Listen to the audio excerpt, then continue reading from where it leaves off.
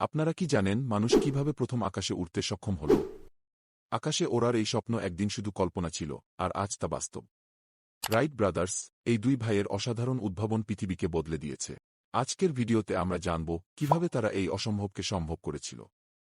আশা করি পুরো ভিডিওতে সাথেই থাকবেন, কারণ এই গল্পটি শুধু বিজ্ঞান নয়, স্বপ্ন আর অধ্যবসায়ের এক অনুপ্রেরণা।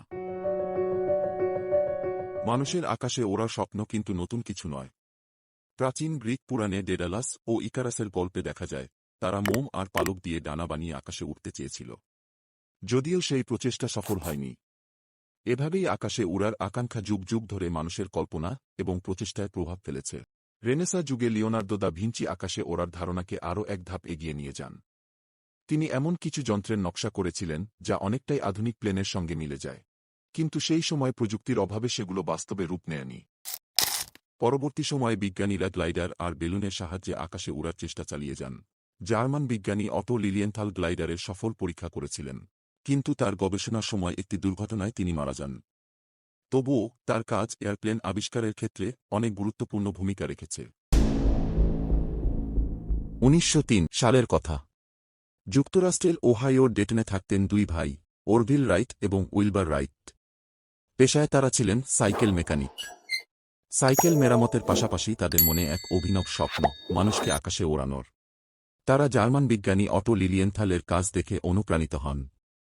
এরপর তারা নিজেরাও গ্লাইডার নিয়ে গবেষণা শুরু করেন। প্রথমে তারা এমন একটি গ্লাইডার তৈরি করেন যা বাতাসের প্রবাহে ভেসে থাকতে পারত।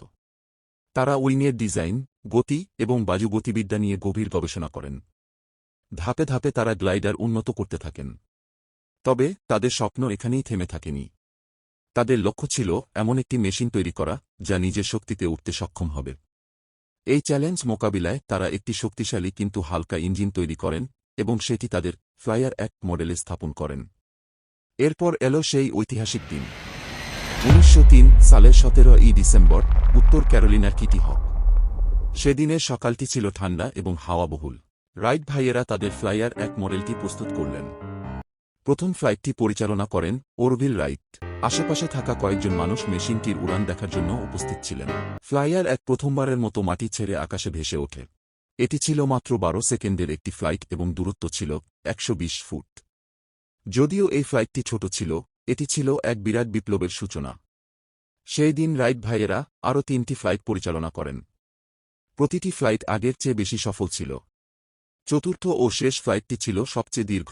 উইলবার রাইট প্রায় 59 সেকেন্ড ধরে আকাশে ছিলেন এবং 882 ফুট দূরত্ব অতিক্রম করেন। রাইট ভাইদের এই অর্জন মানব ইতিহাসে এক বিশাল মাইলফলক হয়ে দাঁড়ায়। এটি আধুনিক এভিয়েশনের সূচনা ঘটায়। এই ছোট ফ্লাইটই প্রমাণ করে যে মানুষের স্বপ্ন পূরণে প্রযুক্তির শক্তি কতটা বিশাল।